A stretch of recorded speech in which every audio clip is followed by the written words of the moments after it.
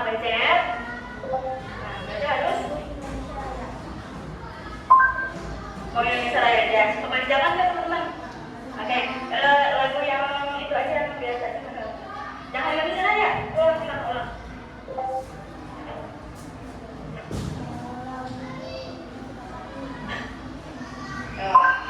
Oke, teman kita memberikan lagi saat ini dia sama-sama untuk berdiri.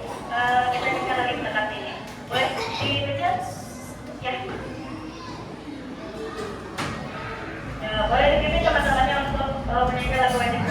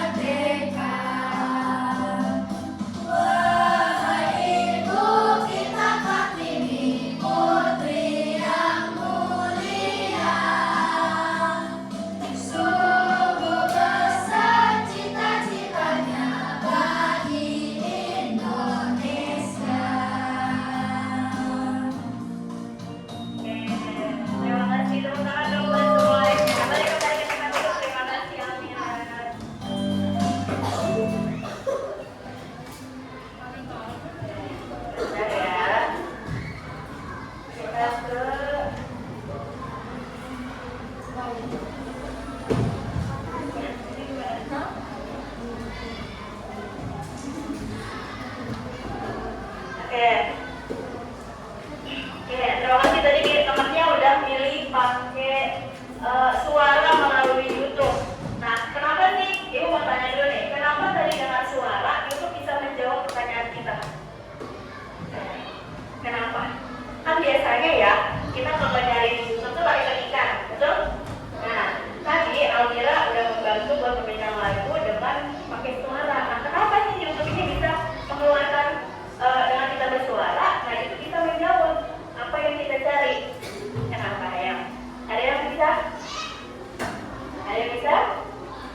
Oke, jadi tadi itu sudah ada di dalam suara itu ada yang namanya kecerdasan artifisial. Jadi kita nyambung dengan materi kemarin tentang berpikir komputasional. Ada yang masih ingat gak? Kemarin berpikir komputasional ada 4 konsep. Yang pertama ada apa tuh? Ada algoritma, terus dekomposisi, terus abstraksi, terus satu lagi pengenalan pola. Nah, jadi kita berkelanjutan dengan yang kemarin. Nah, hari ini kita akan belajar tentang kecerdasan artifisial. Oke. Apa itu kecerdasan artifisial? Nah, sebelum itu jadi sebelum itu nanti dalam pembelajaran kalian akan mengetahui apa itu kecerdasan artifisial, pengertiannya,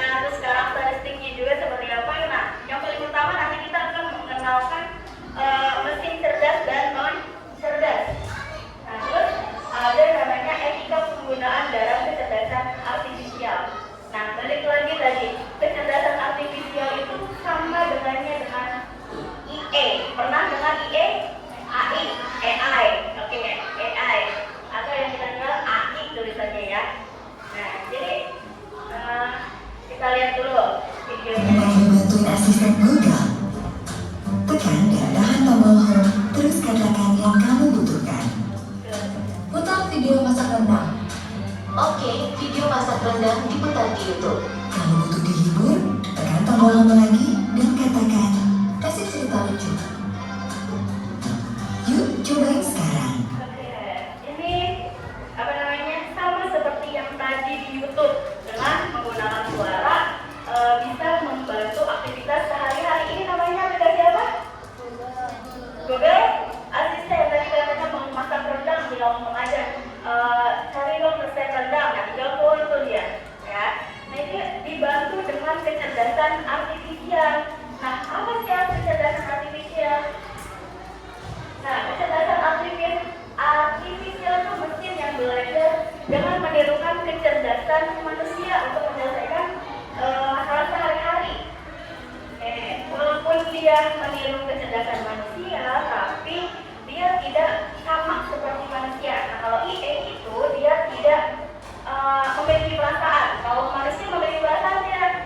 Nah, jadi kalau kecerdasan artifisial itu dia hanya belajar aja dengan seperti cara berpikir manusia.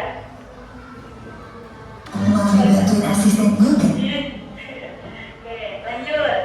Nah, kenapa sih bisa dibilang kecerdasan artifisial? Nah, dia itu kalau IA itu cara paling utamanya dia adalah belajar dari data. Ya, kita kumpulin data, nah nanti IA ini yang belajar sendiri. Jadi contohnya, YouTube merekomendasikan video yang disukai berdasarkan riwayat tontonan. Pernah nggak kita cari nih riwayat, misalkan kita mau mencari cara membuat rendang, membuat masakan rendang. Nah, nanti di riwayat itu dia akan belajar tentang cara membuat rendang, atau enggak nanti riwayat lainnya dia akan menampilkan resep-resep yang lainnya. Jadi yang berkaitan, ya. Oke, yang kedua contohnya Google Translate. Nah, dia ke Google Translate juga belajar dari data. Maksudnya apa? Misal, kan kita berbagai dunia banyak bahasa nih. Nah, jadi misalkan bahasa Indonesia, arti dari good morning, bahasa Inggris dari arti good morning itu apa sih yang bahasa Indonesia? Apa? Good morning sama pagi. Dan masih banyak bahasa lain yang akan dimasukkan oleh orang-orang tuh. Kita ketik good morning, artinya apa sih dalam bahasa Indonesia atau yang lain sebagainya. Gitu. Jadi dia belajar dari data. Ya, itu yang kunci paling pertama. Terus yang kedua, dia mampu beradaptasi. Nah, contohnya adalah peta itu apa? Google Maps.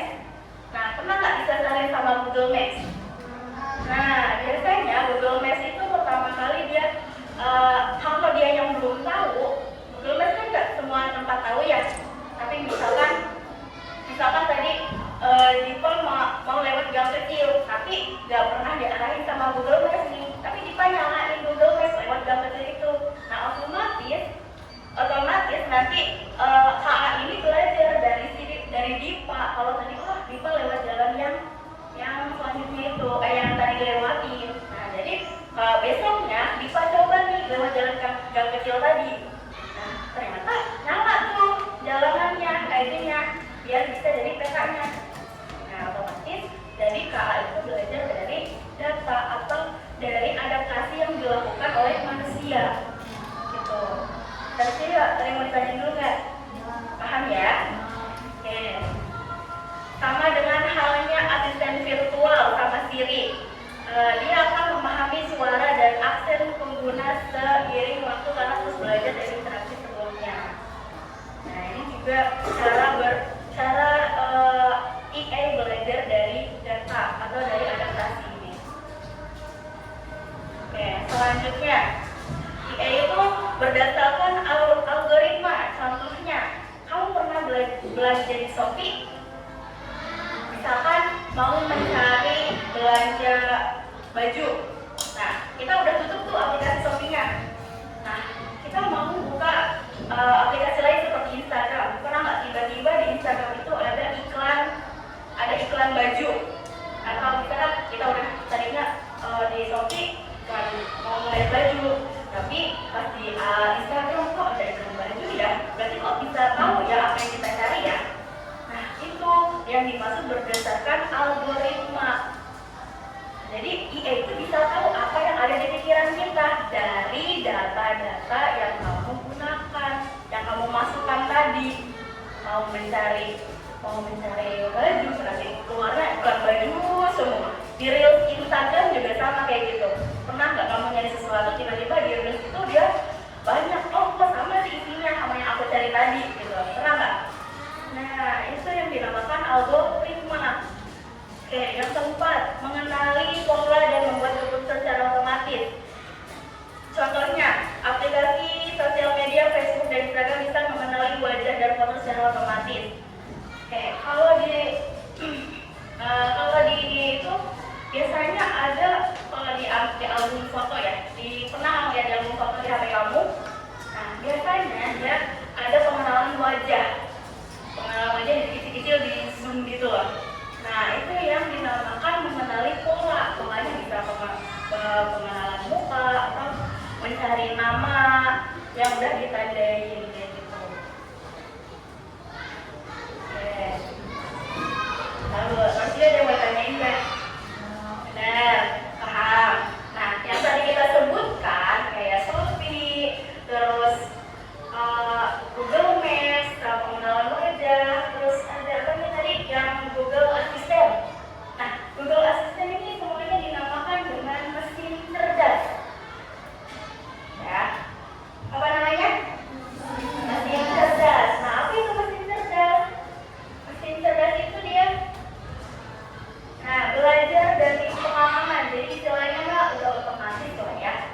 Belajar dari pengalaman, menyesuaikan diri tanpa perlu diprogram ulang. Jadi dia udah meniru kecerdasan manusia. Tanpa kita suruh dia udah bisa. Jadi belajar dari data. Ya, jadi pengenalan data tadi. Belajar dari pengenalan data. Nah, dia juga bisa membuat keputusan sendiri dengan data yang dikumpulkan.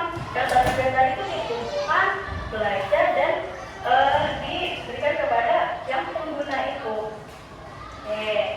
Contohnya mesin cuci biasa, maka penggunaannya harus sendiri. Pernah lihat mesin cuci? Nah, mesin cuci kan biasanya kalau yang manual dia diatur sendiri kan, waktunya berapa, terus airnya biasanya pakai toham, ya kan? Nah, ada yang namanya mesin cuci otomatis.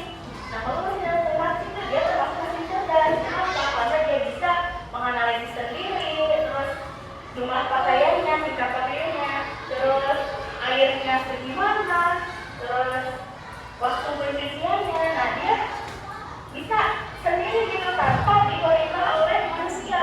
Dia udah otomatis gitu ya. Paham sampai sini?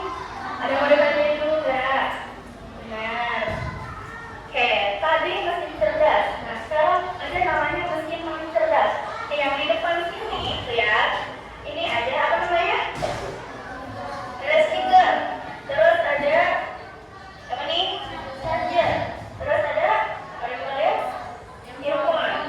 Ada apa nih? Jam. Terus ada apa nih sekali lagi? Power bank. Nah, ini semua adalah namanya mesin cerdas. Kenapa dibilang mesin cerdas? Karena dia hanya diperintah oleh penggunanya. Contohnya, gimana cara perintah dia supaya nyala? Nah, nyalain berarti harus ditekan, dipencet, ditekan tombol on atau tombol menyala. Nih, coba, kita nyalain. The Bluetooth device is ready to pair. Nah, ini dia udah nyala. Kenapa? Karena dia diperintah oleh manusia atau penggunanya. Bisa nggak kalau misalkan kita gini, tolong nyalakan, kita matiin dulu ya. Coba nyala dong speaker, kira-kira nyala nggak? Nggak, kecuali kalau misalkan dia berbentuk otomatis atau dalam teknologi yang lebih canggih. Mungkin ada yang lebih dari ini gitu. Nah, sama dalamnya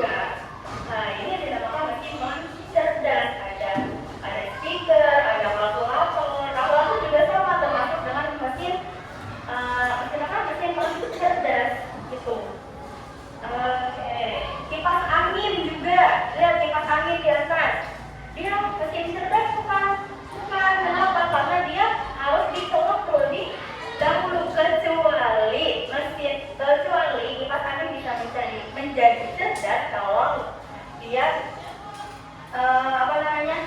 tiba-tiba ada yang lebih dari ini kita perintahkan kalau cuacanya panas dia bisa nyala sendiri, mungkin ada yang lebih dari ini. Nah itu baru dinamakan mesin cerdas. Tapi kalau dia menggunakan colokan, dia termasuk mesin non cerdas. Kalau ini ada yang mau ditanyakan dulu guys? Bisa.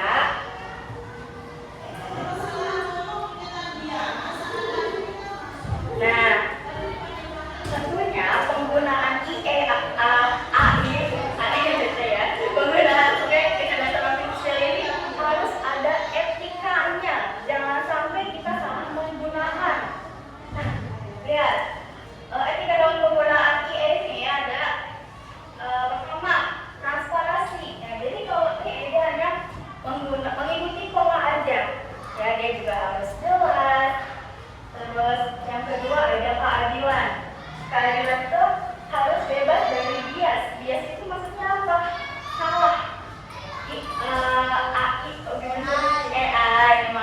AI itu dia bisa nggak salah? Dia misalkan mau mencari cara tutorial mengelipat baju, bisa nggak AI ini salah tiba-tiba? Bisa nggak? Atau siapa? Oke, sebenarnya AI kan belajar dari data ya. Kalau misalkan seseorang belum memasukkan datanya, terus kita mencari tentang apa yang kita cari, nah itu bisa jadi salah gitu. Karena kan belum ada data akurat yang dimasukkan oleh orang-orang ini gitu ya. Terus juga yang ketiga ada akuntabilitas. Nah, ada yang bertanggung jawab atas kesalahan ini. AI. Jadi kan kita sebagai pengguna, kita juga harus bertanggung jawab apa yang kita gunakan. Nah, kalau kamu menyalahgunakan ini, berarti kamu yang harus bertanggung jawab. Karena AI ini nggak tahu apa-apa, dia hanya belajar dari pola, ya, hanya belajar dari data yang dia dapat. Tuh. Oke. Yang terakhir ada privasi. Nah, privasi itu menjaga dari data pribadi, menjaga data pribadi. Ya, dia ada pernah coba ChatGPT? Pernah coba mencari misalnya nama orang atau mendeskripsikan nama orang? Pernah? Ada yang muncul biografinya, ada juga yang tidak muncul biografinya. Itu kenapa? Karena masalah privasi. Jadi tidak boleh sembarangan AI ini memberikan data orang lain. Gitu. Oke, sampai sini paham? Ada yang mau ditanyakan dulu kayak?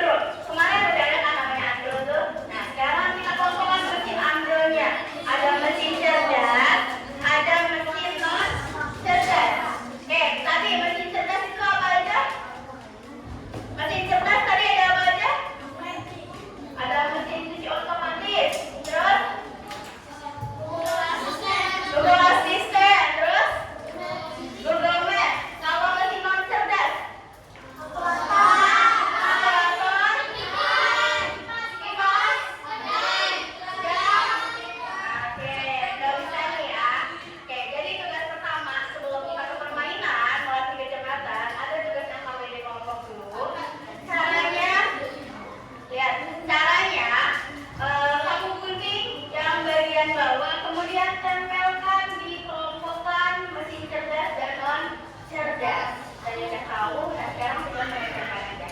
Ibu kasih waktunya hanya 5 menit. Jadi bagi-bagi tugas, ada yang mengunting, ada yang menempel. Oke.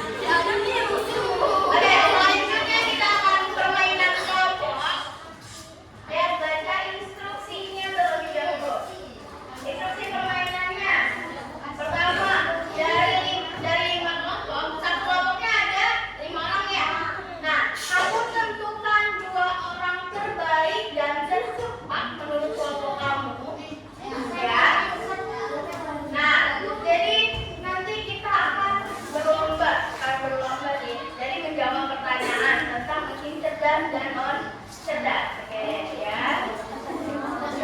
Oke, masing-masing akan melewati 2 rintangan. Ya, rintangannya udah ada di lantai kalian.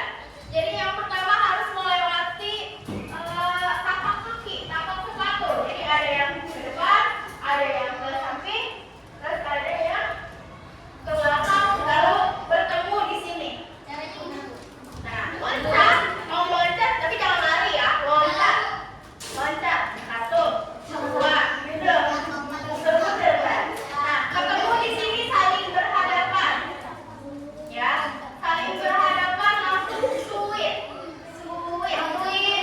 gunting kertas batu, gunting batu kertas, gunting kertas batu. Nanti suit di sini, jadi nanti suit di sini yang menang dia adalah yang menjawab pertanyaan duluan. Nah, yang kalah dia otomatis sudah kalah. Udah kalah, tidak bisa menjawab pertanyaan di depan. Jadi dia harus menang di gunting kertas batu. Ya, jadi lewati rintangan, terus di sini gunting kertas batu. Yang menang dia berhak menjawab, tapi yang kalah dia nunggu dulu yang menang ini misalkan jawaban dia salah nih. Berarti kesempatan buat kelompok yang tadi suit-suitnya salah. Suitnya salah gitu. Ya. Jadi yang kalah ini tidak berhak untuk menjawab kecuali kalau yang tadi menang dia salah menjawab baru dilempar ke kelompok selanjutnya. Gitu. Terus, terus kalau di sini masih menjawab, yang kedua kan ada 2 orang tadi ya. Yang satunya masih di belakang, tunggu yang di sini selesai menjawab dan betul. Kalau misalkan dia udah selesai baru lomba lagi, maju lagi ke depan. Jadi dia hanya satu kelompok dapat poin yang